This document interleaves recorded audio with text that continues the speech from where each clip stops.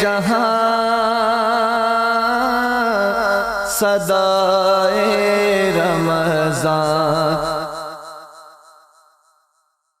بسم اللہ الرحمن الرحیم۔ مولا صلی وسلم دائما ابدا علی حبیبک خیر الخلق کلہم، یا ربی بالمصطفیٰ بلغ مقاصدنا واغفر لنا ما مضى یا واسع الکرم۔ السلام علیکم ناظرین و سامعین کرام، 9 نیوز HD کے لائیو اسٹوڈیو سے رمضان المبارک کی یہ اسپیشل ٹرانسمیشن صدائے رمضان آپ کی خدمت میں پیش کی جا رہی ہے، اور آپ کا میزبان محمد لقمان رضا آپ کی خدمت میں حاضر ہے۔ 25 رمضان المبارک یوم وصال علامہ سید احمد سعید شاہ کاظمی علیہ الرحمہ، آپ کے حوالے سے آج خصوصی گفتگو ہوگی، اور ہمارے ساتھ شریک گفتگو ہوں گے ہمارے معزز مہمان، Islamic scholar, English department GC university جو ہے اس کے شعبہ انگلش لسانیات سے منسلک PhD انگلش کے حامل، اور علامہ سید احمد سعید کاظمی علیہ الرحمہ پر سیر حاصل انشاءاللہ ہم کوشش کریں گے گفتگو ہو، آپ کی زندگی کے جو نمایاں پہلو ہیں ان پر ضرور کلام کیا جائے، اور ان کے ساتھ آقا کریم رؤوف الرحیم علیہ الصلاۃ والتسلیم کی بارگاہ ناز میں گلہائے عقیدت پیش کرنے کے لیے موجود ہمارے مہمان ثنا خان جناب قاری محمد راشد محمود نقشبندی صاحب، میں آپ دونوں معزز مہمانوں کو خوش آمدید کہتا ہوں۔ سب سے پہلے جناب ڈاکٹر محمد قاسم سعیدی صاحب، علامہ سید احمد سعید کاظمی شاہ علیہ الرحمہ، آپ کی زندگی کے بہت سے پہلو ہیں، عالم دین بھی ہیں یعنی عالم ظاہر بھی، اور عالم باطن بھی ہیں، اور اس کے ساتھ ساتھ سادات کرام کاظمی سادات یہ نسبت بھی آپ کو حاصل ہے، پھر تدریس کے معاملات ہیں، سیاست کے معاملات ہیں، تحریک پاکستان کے معاملات ہیں، دینی خدمات ہیں، دارالعلوم کا قیام ہے، بہت سی آپ کے واحد ذات میں، واحد شخصیت میں، ایک ذات ہیں ایک شخصیت ہیں، لیکن آپ کی شخصیت کے کئی پہلو ہیں، ان پر کلام ہم کریں گے۔ سب سے پہلے تو ہمیں یہ پتہ ہو ہمارے ناظرین اور سامعین کو کہ علامہ سید احمد سعید شاہ کاظمی علیہ الرحمہ، آپ کا ابتدائی پس منظر کیا ہے، پیدائش، اور پھر ابتدائی زندگی آپ کی کہاں گزری، ابتدائی علوم کہاں سے سیکھے، اور خانوادہ جو ہے آپ کا اس کا تعارف کیا ہے، اس حوالے سے ہمارے ناظرین کی رہنمائی کیجیے گا۔ نحمدہ ونصلی ونسلم علی رسولہ الکریم، اما بعد۔ ناظرین اور سامعین سب حضرات کو السلام علیکم ورحمۃ اللہ وبرکاتہ۔ آپ تمام ناظرین کا اور سامعین کا خصوصی شکریہ، اور 9 نیوز چینل کا میں بالخصوص شکریہ ادا کرنا چاہوں گا کہ 9 نیوز کی ٹیم نے، ایڈمنسٹریشن نے ایک بہت اہم شخصیت کے حوالے سے پروگرام کا انعقاد کیا ہے، تو آپ حضرات کا بہت شکریہ۔ تو حضرات محترم کہتے ہیں آپ کو مرحبا، جزاک اللہ۔ حضرات محترم، آج جس عنوان پہ ہم گفتگو کر رہے ہیں وہ ہے ایک ایسی شخصیت، جیسے آپ نے ارشاد فرمایا کہ ہمہ جہت اللہ شخصیت ہے، بے شک، اور ایک جامع شخصیت ہے، نام نامی اسم گرامی حضرت علامہ سید احمد سعید کاظمی نور اللہ مرقدہ۔ آپ کو عالم اسلام بالعموم اور اہلیان پاکستان بالخصوص غزالی زماں، راضی دوران، امام اہل سنت، بیہقی وقت کے نام سے یاد کرتی ہے، اور اسلاف کا عملی نمونہ۔ اور حضرت کی شخصیت ایک ایسی شخصیت ہے جو یقیناً اسلاف کا ایک نمونہ تھے۔ بے شک۔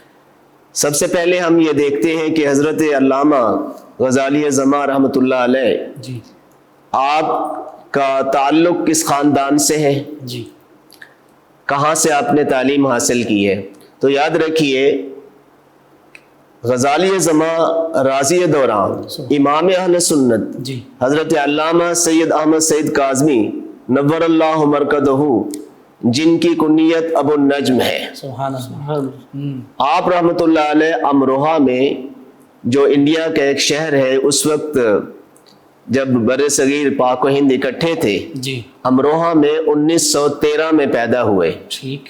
یہ 13 مارچ کی تاریخ تھی. 13 مارچ 1913 کو امروہہ میں آپ پیدا ہوئے. مشہور ضلع ہے امروہہ. مشہور ضلع ہے امروہہ. اور جس خاندان میں پیدا ہوئے وہ خاندان بڑا عالی مرتبت ہے. اس خاندان کا تعلق حضرت سیدنا امام موسیٰ کاظم رضی اللہ عنہ کے ساتھ ہے. سبحان اللہ سبحان اللہ. لگ بھگ یہی تعلق آگے جا کے سیدنا امام حسین امام حسین رضی اللہ عنہ کے ساتھ جڑتا ہے. 37 واسطے ایسے ہیں، 37 واسطوں سے حضرت کا تعلق امام موسیٰ کاظم رضی اللہ عنہ سے جا کر ملتا ہے. آپ جس خانوادے میں پیدا ہوتے ہیں وہ خانوادہ انتہائی معزز، محترم اور علم، تقوی، طہارت، یہ جتنی خصوصیات ہیں سب کا حامل ہے. علمی گھرانہ ہے جی اور روحانی گھرانہ ہے. اللہ اکبر. آپ کے والد محترم حضرت علامہ سید محمد مختار کاظمی اللہ رحمۃ اللہ تعالی علیہ ہیں. آپ کی والدہ محترمہ انتہائی تعلیم یافتہ، اس وقت کے دور کے مطابق اللہ اکبر بالعموم اور خصوصی طور پر درس نظامی کی فاضلہ تھیں. سبحان اللہ سبحان اللہ. آپ اس گھر میں پیدا ہوئے. لیکن یوں سمجھ لیں کہ قسمت کا لکھا ایسا تھا، جب آپ کی عمر پاک صرف 6 سال کی تھی تو آپ کے والد گرامی کا سایہ آپ کے سر سے اٹھ گیا، ان کا وصال ہو گیا. حضرت سید محمد مختار کاظمی رحمۃ اللہ علیہ کا وصال ہو گیا. تو گویا ایک طرح سے یتیمی کا دور شروع ہو گیا. لیکن آپ کے برادران مکرم تھے جن میں سب سے بڑے بھائی حضرت سید محمد خلیل کاظمی سے رحمۃ اللہ علیہ، یہ برادر اکبر ہے. پھر انہوں نے ان کی تربیت کی. اچھا. وہی آپ کے استاد محترم ہیں، وہی معلم ہیں، وہی مربی ہیں، اور مرشد بھی وہی ہے. طریقت بھی انہی سے حاصل کی ہے. صحیح. اور اس کے ساتھ ساتھ آپ کی تربیت میں اور آپ کی تعلیم میں آپ کی والدہ محترمہ نے بھی بڑا ساتھ دیا. ان کا بھی بڑا ایک پارٹ ہے. انہوں نے خود بہت ساری کتابیں ان کو پڑھائی. تو پہلے نمبر پر ہے، ماں کی گود ہی پہلی درسگاہ ہوتی ہے بچے کے لیے. اور اندازہ کریں کہ آپ محنتی کتنے تھے، کتنی تگدو کرتے تھے اپنے ابتدائی علوم کس محنت سے حاصل کیے ہیں، اور آپ کی گرفت تمام علوم پر کتنی تھی. اللہ اکبر. 1926 میں جب اس وقت آپ یہ سمجھ سکتے ہیں کہ صرف 13 سال عمر ہے، 13 سال کی عمر کے اندر تصنیف کی ہے آپ نے، اور ایک ایسے مسئلے پر جو اس وقت بڑا متنازع تھا اور انتہائی میں سمجھتا ہوں مشکل مسئلہ تھا، باعث نزاع تھا کہ اللہ تبارک و تعالیٰ کے بارے میں لوگوں کے نظریات کچھ تبدیل تھے، کچھ اس طرح کے تھے کہ معاذ اللہ پاک جھوٹ بھی بول سکتا ہے، امکان کذب کی بات کرتے تھے، وعدہ خلافی کر سکتا ہے، جھوٹ بول سکتا ہے، نعوذ باللہ. تو آپ نے ان کے رد میں ایک کتاب تحریر فرمائی اس وقت 13 سال کی عمر میں. اندازہ کیجئے. تو میں تو سمجھتا ہوں کہ شاید یہ کرامت ہے آپ کی اور کرم ہے آپ کے والدین کا اور آپ کے خاندان کا آپ پر کہ 13 سال کی عمر میں ایک بچہ تصنیف بھی کر سکتا ہے کتاب، اور اعلیٰ پائے کی اور مشکل موضوع. کتاب کا نام ہے تسبیح الرحمن عن الکذب والنقصان. اللہ اکبر. کہ اللہ نام ہی یہ بتا رہا ہے کہ اللہ تعالیٰ کی تقدیس اور اللہ تعالیٰ کی پاکی بیان کرتے ہوئے کہ ہر عیب سے پاک ہے، نقصان سے پاک ہے، کہ اللہ پاک جھوٹ بولنے سے پاک ہے، نعوذ باللہ. اس طرح کی صفات اللہ تعالیٰ کی ذات کے ساتھ متصف کرنا انتہائی غلطی اور گستاخی ہے. اس پر آپ نے کتاب لکھی. اس کا تو معنی یہ ہوا کہ اسلام کی بنیادی اساس جو ہے اور توحید جو ہے وہ عقائد پر ہے. اور آپ اندازہ کریں کہ توحید پر بھی اگر حرف آ رہا ہے تو اس سے بڑھ کر اور کیا ہماری بدقسمتی ہو سکتی ہے. تو 1929 میں آپ 16 سال کی عمر میں فارغ و تحصیل ہو جاتے ہیں.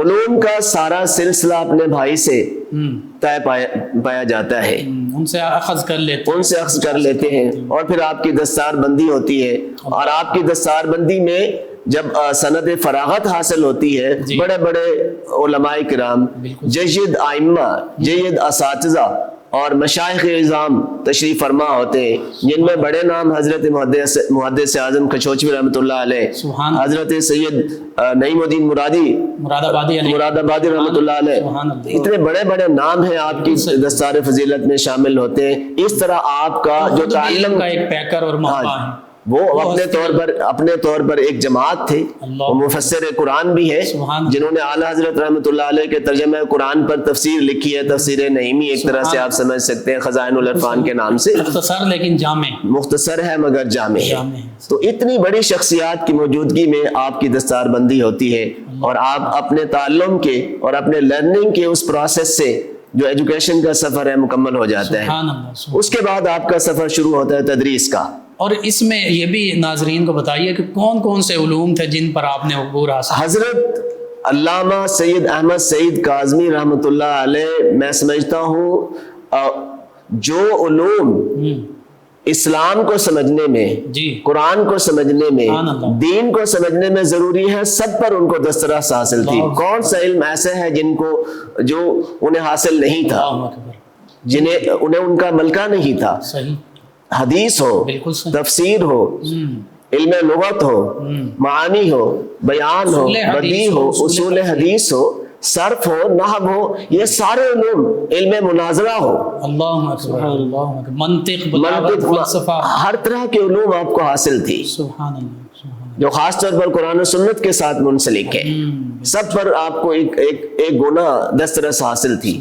آپ ان کے اندر ایک طرح ید طولہ رکھتے تھے، یعنی یہ نہیں کہ ایک علم تو حاصل ہے تو دوسرا علم حاصل نہیں، بلکہ جتنے بھی اسلامی علوم اور بالخصوص قرآن و سنت کو سمجھنے کے لیے درکار علوم ہیں، علوم عالیہ، ان سب پر آپ کو کامل دسترس حاصل۔ ایک اچھے مفتی تھے، ایک اچھے محدث تھے، مطلب آپ یہ دیکھیں کہ مفسر تھے، آپ نے تفسیر قرآن مجید لکھی، مترجم تھے آپ نے حدیث کی کتابیں لکھی، حدیث کا درس دیا، ساری زندگی شیخ الحدیث کے اور شیخ التفسیر کے منصب پر فائز رہے۔ افتاء بھی آپ نے مطلب بہت سارے فتاوی جات بھی آپ کے موجود ہیں، باوجود مصروفیات کے فتاوی جات بھی لکھتے تھے اپنے ادارے میں، حالانکہ مفتی حضرات بھی موجود تھے، اعلیٰ پائے کے مفتی موجود تھے، اس کے باوجود بھی اگر کوئی مسائل ایسے آ جاتے جو متنازع ہوتے، جہاں آپ کی ضرورت ہوتی، آپ فتویٰ بھی جاری فرماتے۔ اللہ اکبر، یعنی دینی علوم کی تدریس کا آپ نے آغاز کیا، اور پھر مختلف جگہوں اور مختلف اوقات میں ان علوم کی تدریس کو آگے سے آگے بڑھاتے رہے، حتیٰ کہ پھر ملتان شریف آپ کی تشریف ہوئی۔ اس پر تفصیل سے آپ کلام کیجیے۔ ہم دیکھتے ہیں کہ جب آپ فارغ ہوتے ہیں تو اس کے بعد، اس وقت چونکہ ہندوستان تھا، بھارت متحدہ ملک تھا ایک طرح سے، آپ کا آنا پاکستان نہیں بنا تھا، آپ کا آنا جانا تھا۔ 1930 کا یا 1931 کا یہ دور ہے، آپ شہر اولیاء، مدینۃ الاولیاء لاہور میں تشریف لاتے ہیں، حضرت داتا پاکی رحمۃ اللہ علیہ کے نگری میں تشریف لاتے ہیں، یہاں علماء کرام سے ملاقاتیں ہوتی ہیں، لوگ بڑے متاثر ہو جاتے ہیں کہ آپ کا علم و فن ہے، آپ کو وہاں دعوت دی جاتی ہے، تو سب سے پہلے جامعہ نعمانیہ میں تشریف لاتے ہیں، وہاں آپ تدریس فرماتے ہیں۔ اس کے ساتھ ساتھ آپ کی ملاقاتیں اس وقت کے آپ کے جو ہمعصر علماء تھے یا آپ سے پہلے کی مطلب جید علماء تھے، ان سے ملاقاتیں ہوتی ہیں۔ حضرت پیر سید دیدار علی شاہ صاحب رحمۃ اللہ علیہ، حضرت مولانا ابو الحسنات رحمۃ اللہ علیہ، اس طرح کے ابو البرکات رحمۃ اللہ علیہ، اس پائے کے علماء کرام روابط رہے، ان کے ساتھ اپنا بیٹھنا رہا، اور مطلب علمی گفتگو ہوتی رہی، آپ کی محافل ہوتی رہی۔ گفتگو بھی بڑا خوبصورت تھا، الفاظ اور انداز اور بیان، اس کا تو ثانی ہی کوئی نہیں ہے۔ آپ کا جو انداز ہے انتہائی شستہ ہوتا تھا، حالانکہ آپ اردو میں تقریر فرماتے، لوگ سرائکی سمجھنے والے، پنجابی بولنے والے، وہ لوگ بھی آپ کی اردو سمجھ پاتے تھے اور بڑے محو ہو کر سنتے تھے۔ تو بات ہو رہی تھی آپ کی تدریس کی، تو یہ سلسلہ جاری رہا، کچھ عرصہ آپ نے اوکاڑا میں بھی تدریس فرمائی۔ 1935 کا دور ہے، اس وقت آپ ملتان تشریف لے جاتے ہیں، وہاں پہ ایک بہت بڑے بزرگ تھے، حضرت سید نفیر عالم رحمت اللہ تعالی علیہ، آپ ان کی خدمت میں حاضر ہوتے تھے۔ وہ بھی شاید آپ کے برادر مکرم کے کہنے پر یا ان کے ارشاد فرمانے پر جی کہ ان کی زیارت کیا کریں، آپ تشریف لے جاتے ہیں، اللہ ان سے ملتے جلتے ہیں، وہ آپ سے بڑی محبت فرماتے، بڑا لطف فرماتے، اور ہر سال وہ حضرت عرس کیا کرتے تھے حضرت خواجہ معین الدین اجمیری رحمۃ اللہ علیہ کا، تو آپ کی تقریر ہوتی تھی، وہاں تشریف لے جاتے، تقریر فرماتے، تو ایک دفعہ پھر انہوں نے ارشاد فرمایا کہ آپ ملتان ہی آ جائیں، اللہ، تو ان کے کہنے پر ارشاد فرمانے پر آپ نے پھر ملتان میں قیام فرمایا۔ انہیں آپ سے اتنی محبت تھی اور آپ کا انداز بیان ایسا پسند تھا کہ وہ چاہتے تھے کہ ہمارے ہی ہو کر رہ جائیں، یہی پھر اس کے ساتھ ساتھ حضرت موسیٰ پاک شہید رحمۃ اللہ علیہ، جو پیران پیر کا ایک بہت بڑا دربار ہے، بڑا مسلک ہے سلسلہ عالیہ قادریہ کا، جی، تو وہاں کے جو بزرگ تھے حضرت سید صدر الدین رحمۃ اللہ تعالی علیہ، ان کے ساتھ آپ کی ملاقات ہوئی، تو ان سب حضرات نے آپ کو دعوت دی ملتان آنے کی، آپ ملتان تشریف لے گئے، کرائے کا مکان لیا آپ نے، وہاں درس و تدریس شروع کر دیا، اور آپ کی تقاریر اور آپ کے دروس شروع ہو گئے۔ بالکل صحیح، دروس قرآن بہت ساری مساجد میں آپ نے دیے، دروس حدیث دیے، مشکات شریف پر آپ نے بہت بڑا ایک وقت گزارا درس کا، تو وہاں یہ سلسلہ جاری رہا۔ اور اس دوران یعنی آپ نے ملتان شریف تشریف لا کے قرآن و سنت اور حدیث کا درس بھی دیا، لوگوں کو اس سے روشناس کروایا، اور پھر جو شروع میں ابتدائی مشکلات تھیں ان کو بھی برداشت کرتے رہے۔ آپ یہ دیکھیں کہ شاہی عیدگاہ ملتان جی خانوار روڈ پہ ہے، بہت بڑا مرکز ہے، 1935 سے لے کر 1946 میں آپ کا انتقال ہوتا ہے، لگ بھگ 51 ایئرز آپ نے وہاں خطابت فرمائی۔ اور کبھی تو ایسا بھی ہوتا تھا کہ آپ امروہہ سے بھی ادھر آتے، تشریف لے جاتے، گاڑی پہ آتے اور جمعہ پڑھا کے چلے جاتے۔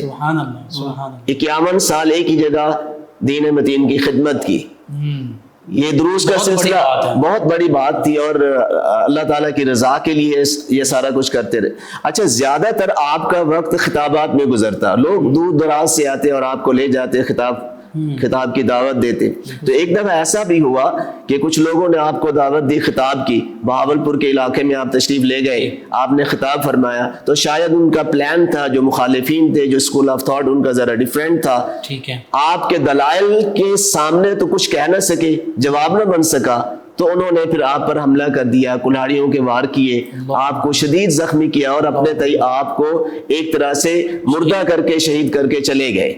بعد میں لوگوں نے وہاں کے مقام شدید زخمی حالت میں چھوڑ کر چلے گئے، ان کے خیال میں یہ ہے کہ آپ کی ڈیتھ ہو چکی ہے، نعوذ باللہ۔ تو وہاں کے مقامی لوگوں نے آپ کو سنبھالا اور آپ کی تیمارداری کی، اور آپ کو پٹیاں کی، اور آپ ملتان تشریف لے آئے، اور ملتان میں پھر آپ نے علاج شروع کیا۔ ٹھیک ہے، ہاسپٹل میں ایڈمٹ رہے، ہاسپٹل میں ایڈمٹ رہے، گھر میں رہے، اور گھر میں علاج معالجہ جاری رہا۔ اور اب آپ حیران ہوں گے، اس وقت کے بڑے بڑے مشائخ اعظام، علماء کرام تشریف لاتے رہے، حتیٰ کہ حضرت محدث اعظم کچھوچوی رحمۃ اللہ علیہ اور حضرت پیر سید جماعت علی شاہ صاحب رحمۃ اللہ علیہ خود تشریف لے آتے۔ ایک بیان کے مطابق جو حضرت، میں روایت کر رہا ہوں، حضرت علامہ سید حامد سید کاظمی شاہ صاحب مدظلہ کو، ان کی میں بات کو کوٹ کرنا چاہوں گا۔ انہوں نے فرمایا کہ حضرت سید جماعت علی شاہ صاحب رحمۃ اللہ علیہ خود اپنے ہاتھ سے دوائیاں بنا کے، دوائیاں کھرل کر کے آپ کی مرہم پٹی کیا کرتے تھے۔ وہ یہاں رہے، اللہ اکبر، اتنے بڑے ایک عالم دین اور ایک سید، ان کی عظمت اور ان کی شان اور خدمت۔ اور اسی دوران بات چل نکلی کہ جی حضرت، خدا نہ خواستہ اگر آپ کا انتقال ہو جاتا تو کیا ہوتا، آپ کی کیا خواہش تھی، آپ کے کیا ارادے تھے، کیا چاہتے تھے آپ؟ تو آپ نے فرمایا کہ بھئی اللہ جانتا ہے، کم از کم مجھے یہ ملال رہتا ہے کہ میں کوئی ادارہ نہیں بنا سکا، میرا خیال تھا، میرا ارادہ تھا کہ میں کوئی ادارہ قائم کروں جہاں پہ قال اللہ اور قال رسول کی صدائیں بلند ہوں۔ تو انہوں نے کہا جی آپ بسم اللہ کیجئے، پھر آپ نے تعلیمات آگے سے آگے پھیل سکیں، آگے سے آگے پھیل سکیں، علماء تیار ہو، ایک جماعت تیار ہو۔ اللہ اکبر۔ تو اس وقت آپ کو خیال آیا اور آپ نے جامعہ انوار العلوم کا قیام فرمایا، جامعہ انوار العلوم کی بنیاد رکھی، اور آپ حیران ہوں گے کہ اتنے مشکل حالات ہیں وہاں پر کہ پیسہ کوئی نہیں ہے۔ آپ نے خواہش کا اظہار فرمایا، آپ کے ملنے والے ایک دوست سے، معتقد تھے، مرید تھے، منشی اللہ بخش رحمۃ اللہ علیہ، ان سے بات کی، انہوں نے اس وقت کے مطابق 10,000 روپے پیش کر دیے۔ آپ گھر تشریف لے گئے، اپنی زوجہ محترمہ سے بات کی، انہوں نے اپنے زیور دے دیے، وہ زیور بیچے، 10,000 روپے ملائے اور جامعہ انوار العلوم کے لیے ایک جگہ خریدی، 1.5 کنال کے لگ بھگ جگہ ہے شاید، وہ جگہ خریدی اور وہاں پر مسجد بھی بنائی اور ادارہ بھی وہاں قائم فرمایا۔ یعنی دیکھیے ڈاکٹر صاحب کہ اب زندگی کے آخری لمحات ہیں، یہ تو اللہ کی دست قدرت میں ہے، زندگی بڑھا دی، ورنہ ہو سکتا تھا شہید ہو جاتے، لیکن جان بھی اللہ اور اس کے رسول صلی اللہ علیہ وسلم کے راستے میں دے رہے ہیں۔ بالکل ہی، اور اگر زندگی باقی بچ گئی تو پھر بھی یہی خیال ہے کہ اللہ اور اس کے رسول صلی اللہ علیہ وسلم کی طرف سے جو قرآن حدیث ہم تک پہنچا ہے وہ آگے امت مسلمہ تک پہنچ جائے۔ 6-7 سال کا پیریڈ گزرتا ہے، دیکھیں 1935 میں آپ تشریف لے جاتے ہیں اور 1944 میں آپ انوار العلوم کا قیام کر لیتے ہیں۔ اللہ اکبر، اللہ اکبر، 9 سال کے دوران میں یہ دارالعلوم قائم ہو جاتے ہیں۔ اور آپ حیران ہوں گے، بڑے بڑے علماء بعد میں جاتے رہے وہاں پہ، بڑی تدریس بھی کی لوگوں نے، لوگ جاتے بھی تھے تو حیران ہوتے کہ اتنی چھوٹی سی جگہ ہے، مختصر سی جگہ ہے اور اتنے بڑے بڑے علماء کرام یہاں سے تیار ہو کر جا رہے ہیں، دنیا بھر میں پھیلے ہوئے ہیں۔ عالم اسلام کے اندر کوئی جگہ ایسی نہیں ہے جہاں پر انوار العلوم کا فیضان نہ ہو، بالکل صحیح، جہاں پر فیضان حضور غزالی زمان، یہاں پر آپ کے تلامذہ یا آپ کے تلامذہ موجود ہیں اور یہ صدقہ جاری ابھی تک جاری ہے۔ بالکل صحیح، یعنی اپنی جو زوجہ محترمہ ہے آپ کی، جی ہاں، انہوں نے بھی ان کا اخلاص بھی مثالی ہے۔ اللہ اکبر۔ تو ہم کہہ سکتے ہیں کہ جو دارالعلوم ہے انوار العلوم، اس میں آپ کے اپنا خون پسینہ، آپ کی محنتیں، آپ کی زوجہ محترمہ سب کی محنتیں اور زندگی کی پوری زندگی للہیت اور خلوص پر مبنی ہے، وہ اس میں موجود ہے۔ اور پھر خود تدریس فرماتے رہے جی، اور ایک وقت ایسا آیا کہ جامعہ اسلامیہ عباسیہ بہاولپور، جی، انہیں ضرورت پڑے، جو اسلامک یونیورسٹی ہے آج، جی ماشاءاللہ بڑے لیول کی یونیورسٹی ہے، اس وقت جامعہ اسلامیہ تھا، جی، جو بہاولپور کے جو صوبہ تھا اس وقت ان کے ریاست تھی، ان کے کنٹرول میں تھا، تو انہوں نے آپ کو دعوت دی اور استدعا کی، ان کی استدعا پر آپ تشریف لے گئے اور شیخ الحدیث کے منصب پر فائز رہے۔ آپ حدیث کے ڈپارٹمنٹ کے چیئر رہے، شیخ الحدیث رہے۔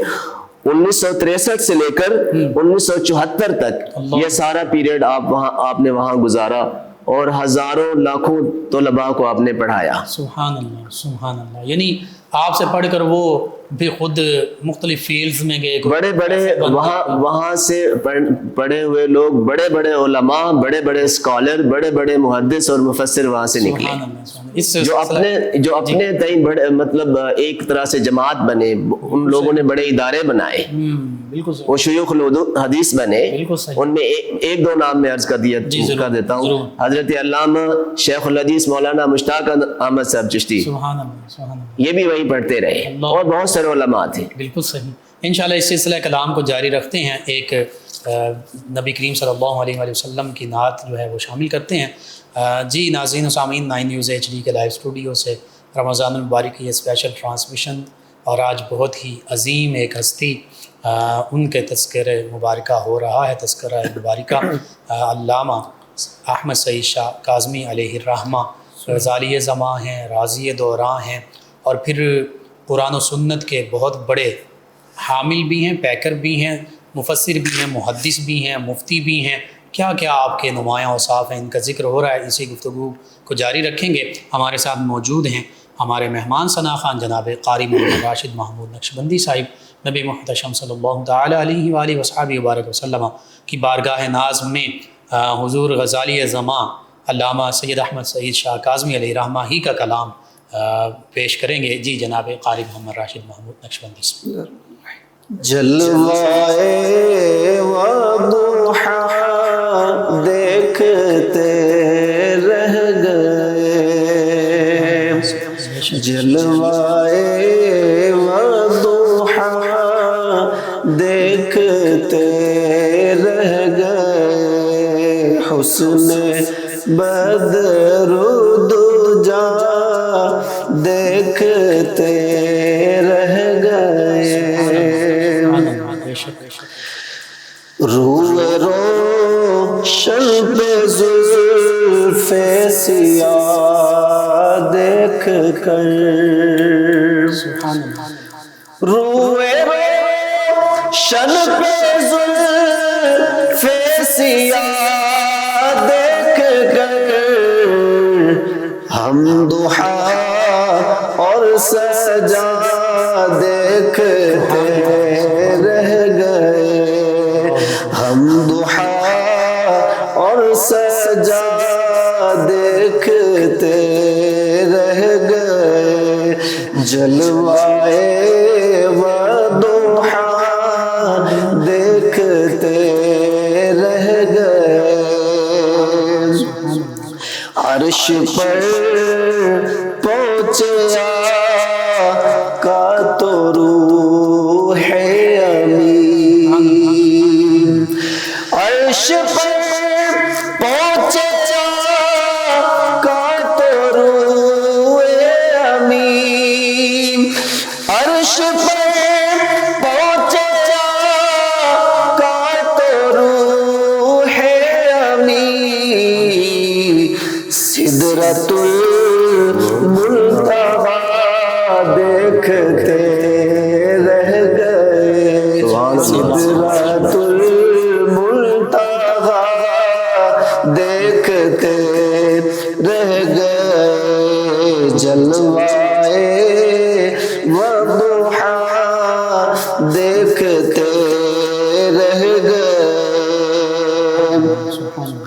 حسن اقرا تو دیکھا تھا جبریل نے،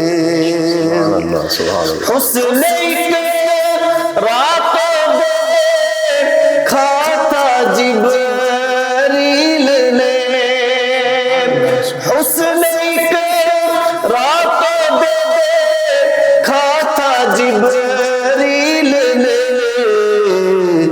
ہم تو غار ہیرا دیکھتے رہ گئے، ہم تو غار ہیرا دیکھتے رہ گئے، جلوائے وضحیٰ دیکھتے رہ گئے، حسن بدر دجا دیکھ کے رہ گئے، اور بہت ہی پیارا شعر، چاند دو ٹکڑے ہو کر تصدق ہوا، چاند دو ٹکڑے ہو کر تصدق ہوا، چاند دو ٹکڑے ہو کر تصدق ہوا،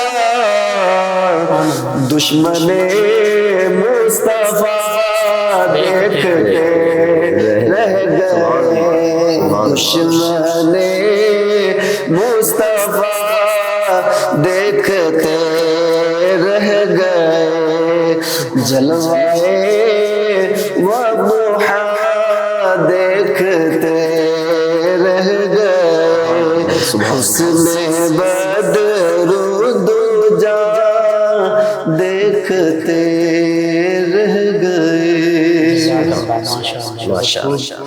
جی ناظرین و سامعین، 9 نیوز HD کے لائیو اسٹوڈیو سے رمضان المبارک کی یہ اسپیشل ٹرانسمیشن صدائے رمضان آپ کی خدمت میں پیش کی جا رہی ہے۔ بہت خوبصورت کلام، اور حقیقت یہ ہے کہ جو علماء، فقہاء اور پھر اہل بیت کرام سادات میں سے ہوں، نبی رحمت صلی اللہ علیہ وآلہ وسلم کی آل میں سے ہوں، قرآن و سنت کے علوم سے بھی واقف، اور ایسے واقف کہ پھر اس کے موتی آگے امت مسلمہ تک بکھیرنے والے ہوں، وہ جب نعت لکھتے ہیں تو وہ ایسی ہی نعت لکھتے ہیں جو قرآن و حدیث ہی کا مرقع ہوتی ہے۔ اب اس نعت میں بھی دیکھیے نبی رحمت صلی اللہ علیہ وآلہ وسلم کے معجزات، آپ کے خصائل کا ذکر ہوا تو وہ قرآن و حدیث ہی کے حوالے سے ہے۔ سبحان اللہ، یہ ان عظیم ہستیوں کا شعار تھا اور ان کی یہ خصوصیت تھی۔ آج بھی ہمارے شعراء کو، علماء کو، اور حتیٰ کہ اسٹوڈنٹس جو ہیں، طلباء جو ہیں، ان کو بھی ان عظیم ہستیوں کے نقش قدم پر چلنا یہ آج ہمارے لیے آج بھی ضروری ہے۔ اگر آج ہم ان عظیم ہستیوں کے نقش قدم پر چلنا شروع کر دیں تو پھر مسلمان جو ہیں اسی طرح دوبارہ علوم میں، فنون میں، نبی رحمت صلی اللہ علیہ وآلہ وسلم کی محبت میں، ہر شعبے میں دوبارہ اوج کمال حاصل کر سکتے ہیں۔ جی ناظرین، غزالی زماں راضی دوراں حضور علامہ سید احمد سعید شاہ کاظمی علیہ رحمہ آپ کے تذکار مبارکہ ہو رہے ہیں۔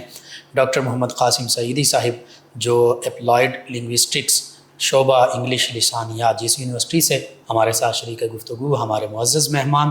جی ڈاکٹر محمد قاسم سعیدی صاحب، علامہ علیہ رحمہ آپ کے زندگی کے حیات مبارکہ کے مختلف نمایاں جو پہلوؤں پر گفتگو ہو رہی ہے، دینی خدمات کا ذکر ہوا، دینی خدمات کے حوالے سے اور آپ کے ذہن میں جو چیزیں ہوں ان پر بھی کلام کیجیے، اور پھر اس کے ساتھ ساتھ جو آپ کی سیاسی فکر تھی، سیاسی خدمات ہیں، تحریک پاکستان کا معاملہ آتا ہے، ختم نبوت کا معاملہ آتا ہے، اس حوالے سے پھر آپ نے اس پلیٹ فارم پہ جو خدمات سر انجام دی اس کا بھی تذکرہ کیا۔ حضرات محترم، جیسے ہم پہلے بات کر چکے ہیں کہ ہماری جو ممدوح شخصیت ہیں جی حضرت علامہ سید احمد سعید کاظمی رحمۃ اللہ تعالی علیہ، جی وہ ہمارا پہلو شخصیت بے ہے۔ شک بے شک۔ ان کی شخصیت کے جہاں علمی پہلو ہیں، جہاں روحانی پہلو ہیں، جی اس کے ساتھ ساتھ سیاسی اور فکری پہلو بھی ہے۔ بے شک۔ حضرت قبلہ رحمۃ اللہ علیہ تاریخ پاکستان کے ایک سرگرم کارکن تھے۔ اللہ اکبر۔ آپ باقاعدہ مسلم لیگ میں شامل بھی ہوئے، آپ ان کے مسلم لیگ کے ممبر بنے اللہ اکبر۔ اور ورکر کے طور پر کام کیا، ایک سیاسی ورکر کے طور پر کام کیا، اور حضرت قائد اعظم محمد علی جناح رحمۃ اللہ علیہ کے ساتھ آپ کی خط و کتابت رہی، اور حضرت علامہ اقبال رحمۃ اللہ تعالی علیہ کے سامنے تو آپ نے ایک دفعہ خطاب بھی فرمایا میلاد النبی صلی اللہ علیہ وآلہ وسلم کے موضوع پر، اور آپ نے حضرت علامہ اقبال رحمۃ اللہ علیہ نے بڑی تعریف فرمائی، توصیف فرمائی اور دعا دی۔ آپ رحمۃ اللہ علیہ اگر ہم دیکھیں جی جو ایک طرح سے تحریک پاکستان کیا ہے، تحریک آزادی ہے، بالکل صحیح۔ اور آپ سمجھتے ہیں کہ مسلمان کے لیے غیروں سے آزادی حاصل کرنا ضروری ہے، بالکل صحیح۔ آپ نے اس میں بہت بڑا کردار ادا کیا۔ جی علماء اہل سنت کے ساتھ، زعماء ملت کے ساتھ، جی اور مشائخ اہل سنت کے ساتھ آپ نے مل کر سنی کانفرنسز کا انعقاد کیا، بڑی بڑی سنی کانفرنسز صحیح ہوئی۔ ہے۔ بنارس سنی کانفرنس جو ہے بڑی مشہور آل تھی، انڈیا سنی آل انڈیا بنارس سنی کانفرنس، 1946 میں غالباً۔ ہاں جی، اس میں شامل ہوئے اللہ اکبر۔ اور ملتان میں رہ کر اپنے دوستوں کے ساتھ مل کر پاکستان کے قیام کے لیے بڑی جد و جہد کرتے رہے۔ صحیح۔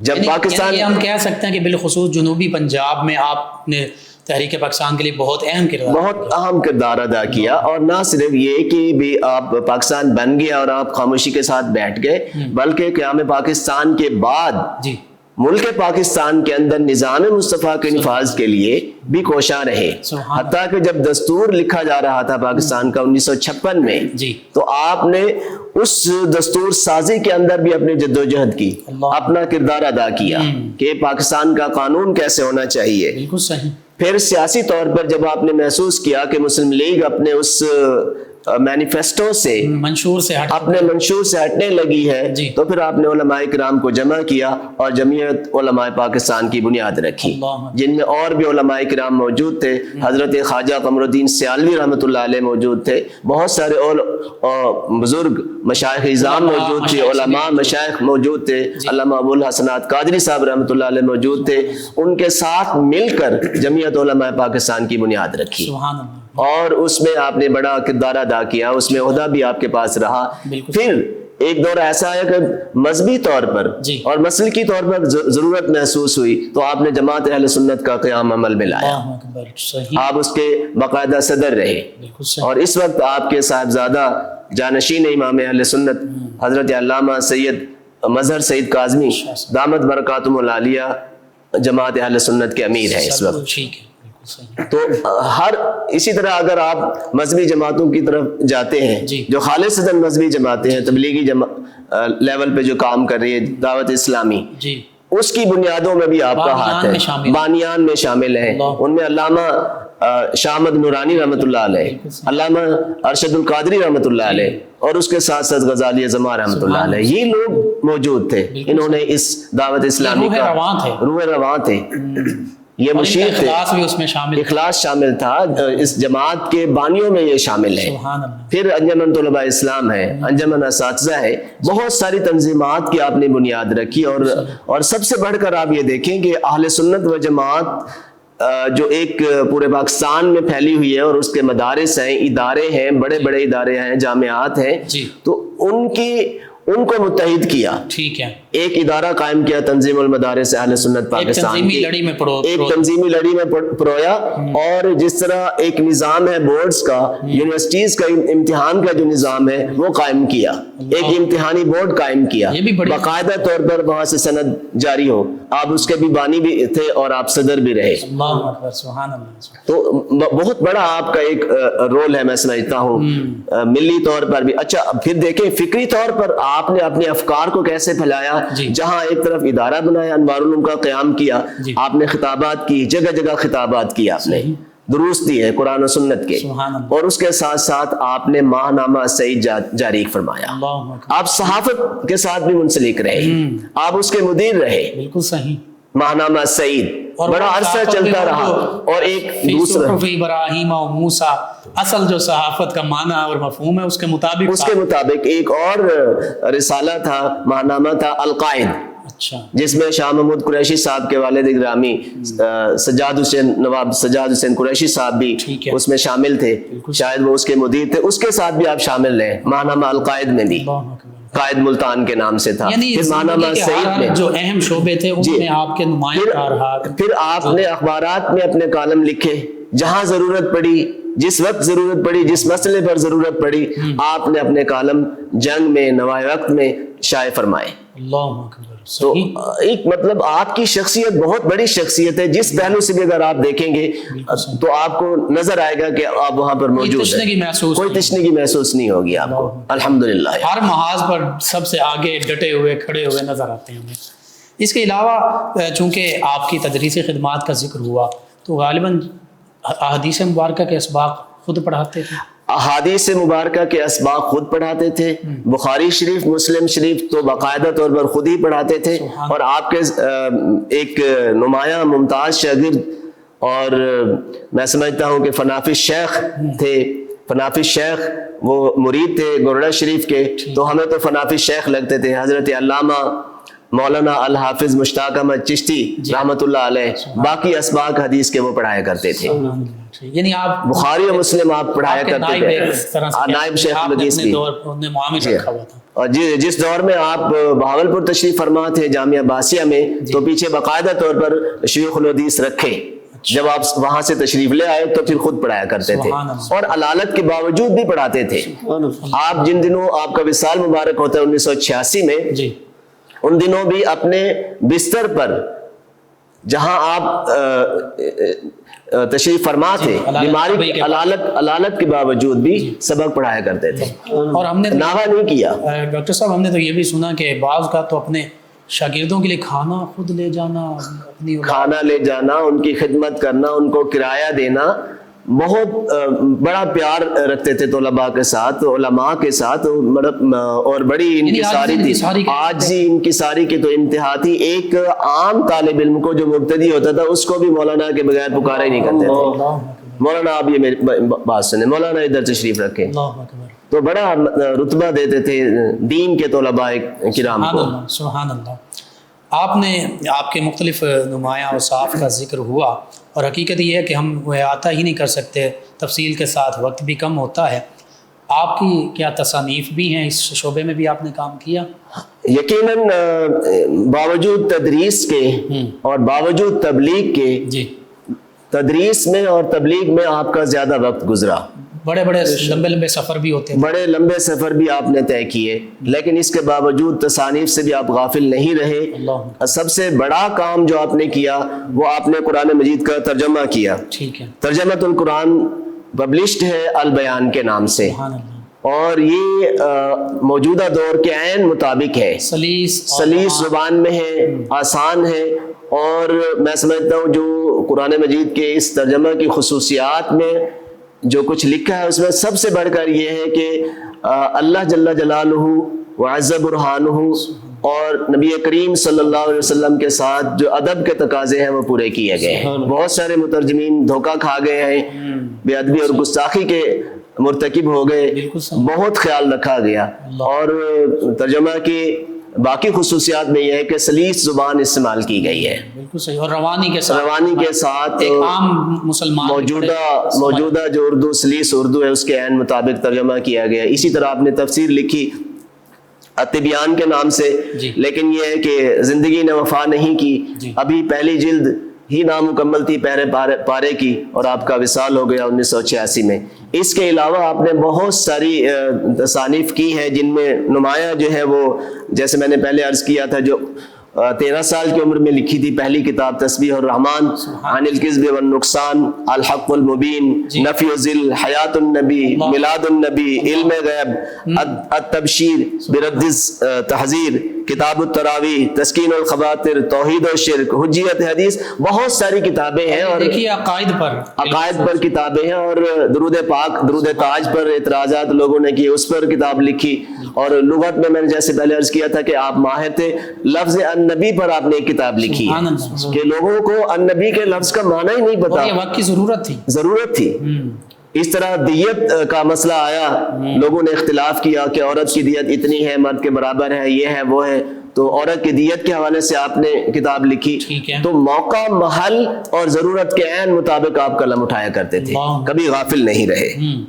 تو یہی آپ کی زندگی کے وہ لمحات ہیں۔ پھر آپ یہ دیکھیے کہ آپ جب سبق پڑھایا کرتے تھے تو علماء کرام آپ کے اسباق کو باقاعدہ نوٹ بھی کرتے تھے، انہوں نے بڑی کوشش نہیں کی، نوٹس بناتے تھے۔ ان جید علماء کرام میں حضرت سید مفتی شجاعت علی قادری صاحب ہیں، خطیب پاکستان علامہ محمد شفیع اکاڑوی صاحب رحمۃ اللہ علیہ ہیں، بڑے بڑے نام ہیں آپ کے شاگردوں میں۔ تو بات چل رہی تھی تھوڑی، مجھے شاید میں بتا نہیں سکا آپ کی عاجزی اور انکساری کی اور دل جوئی کی۔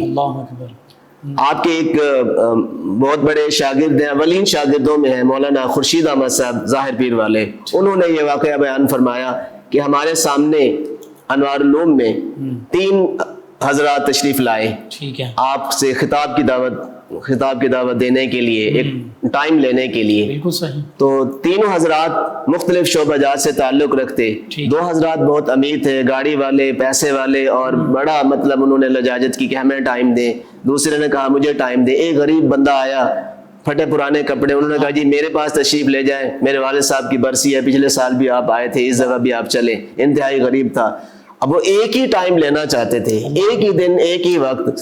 تو آپ نے تینوں کو بٹھایا، درس حدیث دیا، اور اس کے سامنے ان تینوں کو بٹھا کر سمجھایا کہ بات یہ ہے کہ بھئی میں اگر ایک کے پاس جاتا ہوں تو دوسرے سے وعدہ خلافی ہوتی ہے، دوسرے کی دل شکنی ہوتی ہے، تیسرے کے پاس جاؤں، پہلے کے پاس جاؤں، دوسرے کے پاس جاؤں، میں تینوں کے پاس نہیں جاتا۔ میں ایسا کرتا ہوں، اگر آپ راضی ہوں، میں آپ تینوں میں سے کسی کے پاس بھی نہیں جاتا، میں اسی دن درس حدیث دوں گا، اور اس کا ثواب آپ سب کے لیے ہوگا، آپ کے سب نام اعمال میں ہوگا، حدیث پڑھانے کا ثواب ہوگا، آپ تینوں کو ہوگا۔ تو تینوں راضی ہو گئے، اور 2 کو وہیں پہ کھانے کا اہتمام کیا، اور جو تیسرا غریب آدمی تھا اس کو ساتھ لے گئے، گھر جا کر ساتھ بیٹھ کے کھانا کھلایا۔ اس نے کہا جی کھانا میں نے کوئی نہیں کھانا، میرے آپ ساتھ چلے۔ آپ نے ان دونوں کو راضی کر لیا، میں کھانا نہیں کھاؤں گا جب تک آپ مجھ سے وعدہ نہ کریں۔ وہ کہیں دور دیہات میں، بہاولپور کے دیہات میں رہتا تھا، جہاں پر جانا بھی بہت مشکل تھا، شاید کس سواری پہ آپ تشریف لے گئے، بہت مشکل سفر تھا، مشکلات تھیں۔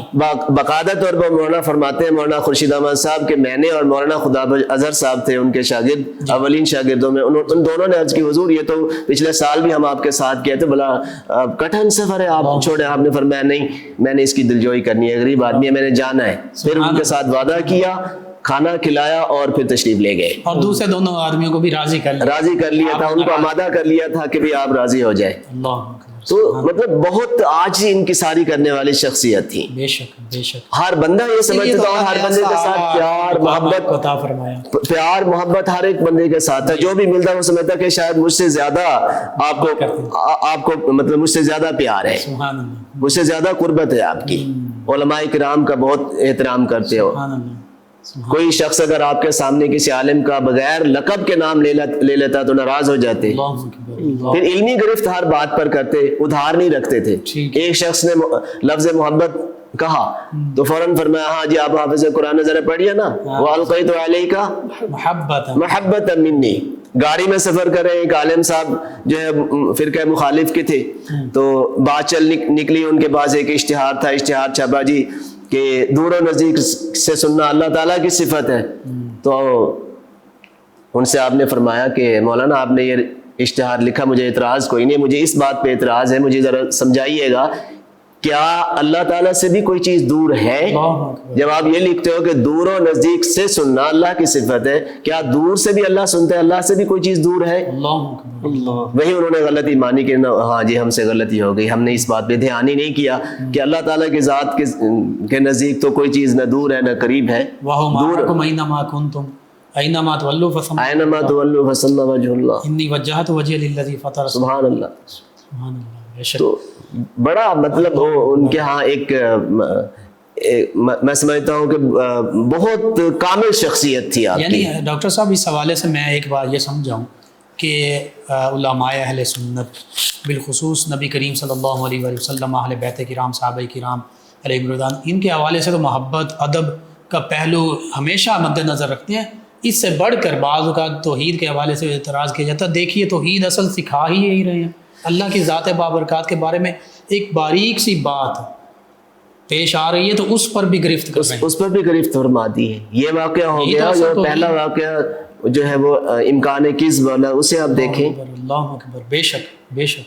تو آپ کی ماشاءاللہ جب تقریر فرماتے آپ کا دلائل کا اتنا انبار لگا دیتے کہ سننے والا اس کے پاس کوئی جواب نہیں ہوتا تھا. اور مزے کی بات ہے کہ آپ کا جب خطاب ہوتا تھا، حالانکہ آپ اردو میں خطاب فرماتے، باقی زبانوں کے لوگ بھی سمجھتے تھے جن کی مادری زبان اردو نہیں تھی. آپ کا انداز بیان بہت میٹھا، بہت میٹھا اور بہت شیریں ہوتا تھا، لہجہ بہت اچھا ہونا، اور نبی پاک صلی اللہ علیہ وسلم کے ساتھ عشق و محبت تو بہت زیادہ تھا. ہر بات کہنے کے بعد درود پاک آپ پڑھتے تھے.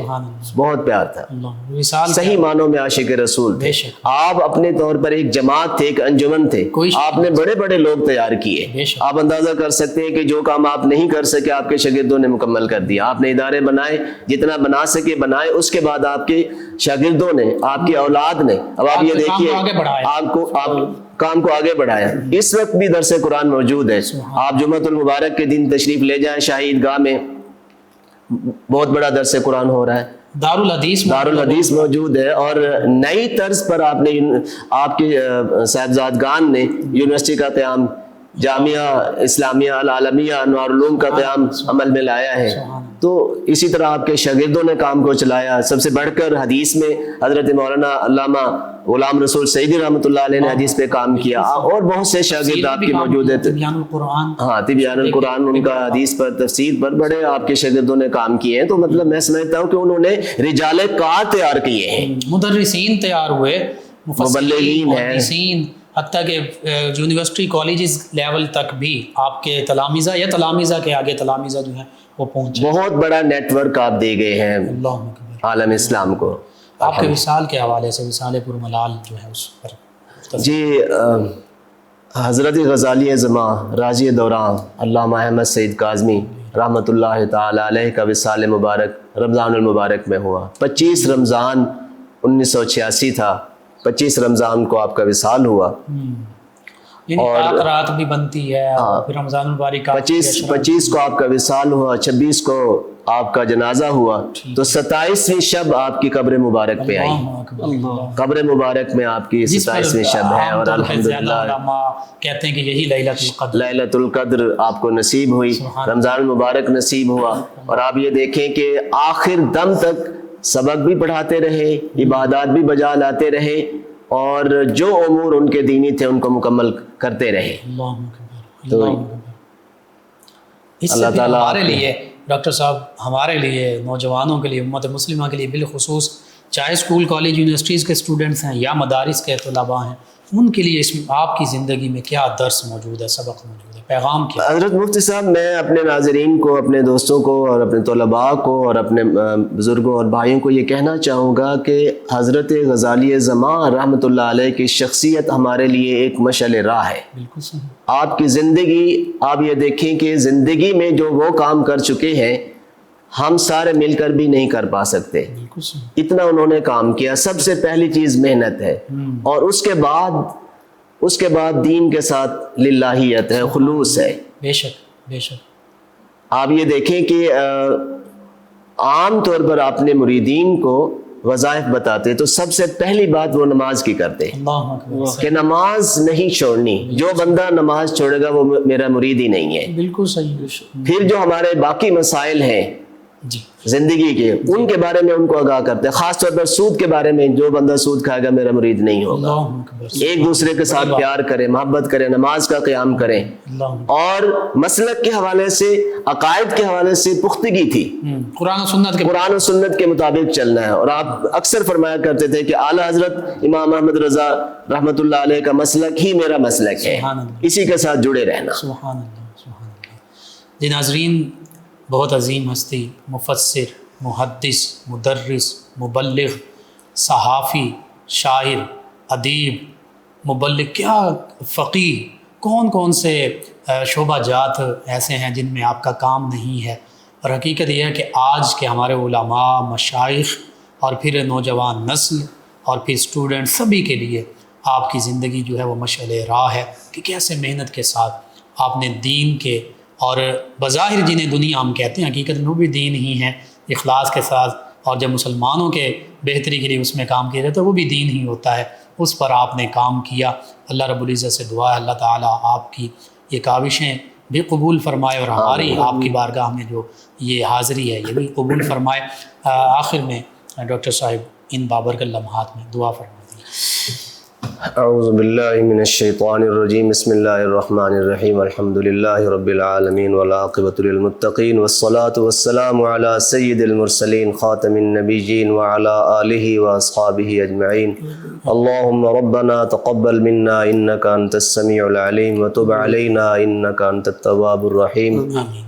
یا اللہ، ہمارے جتنے سامعین اور ناظرین ہیں اور ہم، یا اللہ ہم سب کی مغفرت فرما، ہمارے والدین، اساتذہ کی بخشش فرما، یا اللہ رمضان المبارک کی برکتیں نصیب فرما، سعادت نصیب فرما، فیوز و برکات نصیب فرما۔ رمضان المبارک اور قرآن مجید کو ہمارے لیے شاہد خیر بنا، ہمیں دارین کی سعادت نصیب فرما۔ یا اللہ نبی کریم صلی اللہ علیہ وآلہ وسلم کے ساتھ ہماری الفت اور محبت میں اضافہ فرما، اور آپ کی اتباع کامل نصیب فرما، آپ کی اتباع کامل نصیب فرما۔ اسلام کے مطابق ہمیں اپنی زندگی بسر کرنے کی توفیق عطا فرما۔ حضرت غزالی زمان راضی دورہ علامہ احمد سعید کاظمی رحمۃ اللہ تعالی علیہ کے نقش قدم پر چلا۔ یا اللہ ان بزرگوں کے ساتھ ہماری عقیدت اور محبت ہمیشہ رہے، جس طرح ان بزرگوں نے دین کے لیے کام کیا اور اپنی زندگی اسلام کے مطابق گزاری، ہمیں بھی انہی راہوں پر چلا۔ یا اللہ ہماری اولاد کی خیر ہو، یا اللہ پاکستان کی خیر ہو، عالم اسلام کی خیر ہو، یا اللہ ہماری جان، مال، عزت، آبرو، ایمان کی حفاظت فرما۔ وصلی اللہ تعالی علی حبیبہ سیدنا و مولانا محمد وعلی آلہ واصحابہ اجمعین برحمتک یا ارحم الراحمین۔ جی ناظرین و سامعین، 9 نیوز HD کے لائیو اسٹوڈیو سے رمضان المبارک کی اسپیشل ٹرانسمیشن صدائے رمضان کا آج کا پروگرام اختتام پذیر ہوتا ہے۔ اپنے میزبان محمد لقمان رضا، ہمارے معزز مہمان اور ہماری ٹیم کو اجازت دیجیے۔ اللہ نگہبان۔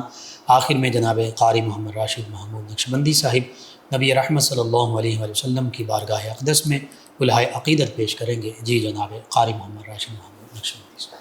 مصطفیٰ نظر کرم فرمائیں گے، مصطفیٰ نظر کرم فرمائیں گے، مصطفیٰ نظر فرمائیں گے، مصطفیٰ نظر کرم فرمائیں گے، ایک دل ہم بھی مدینے جائیں گے،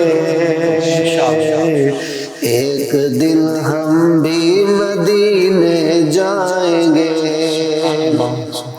مصطفیٰ نظر کرم فرمائیں گے،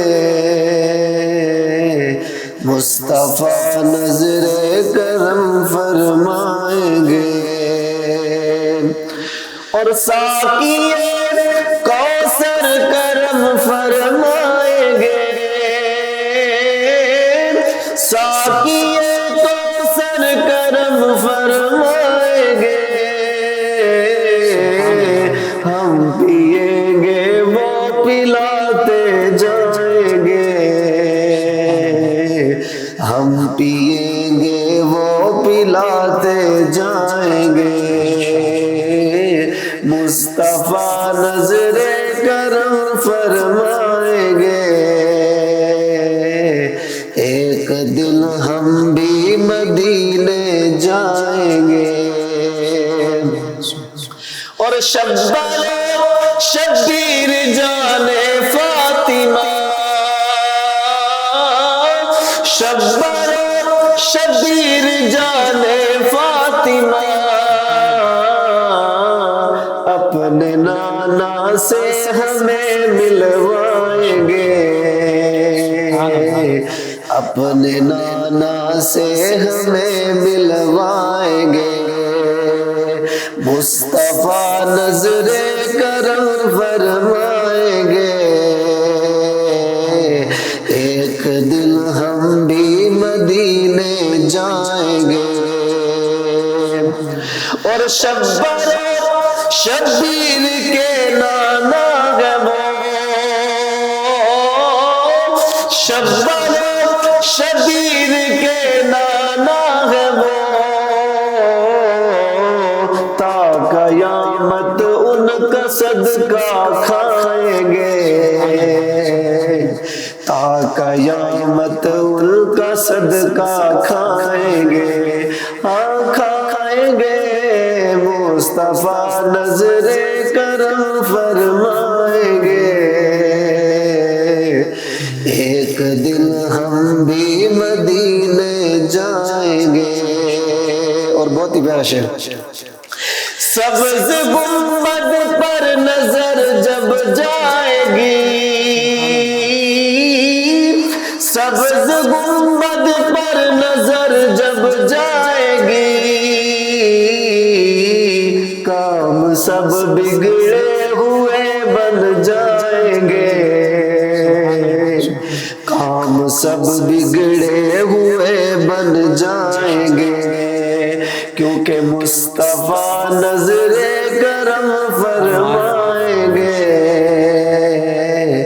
ایک دن ہم بھی مدینے جائیں گے، اور بکتا جاگ اٹھے گی میری قسمت علیم، جاگ اٹھے گی میری قسمت علیم، جب قدم ان کے میرے گھر آئیں گے، جب قدم ان کے میرے گھر آئیں گے، مصطفیٰ نظر کرم فرمائیں گے،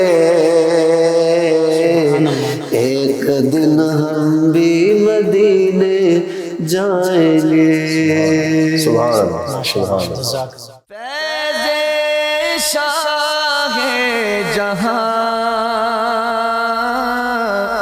صدائے رمضان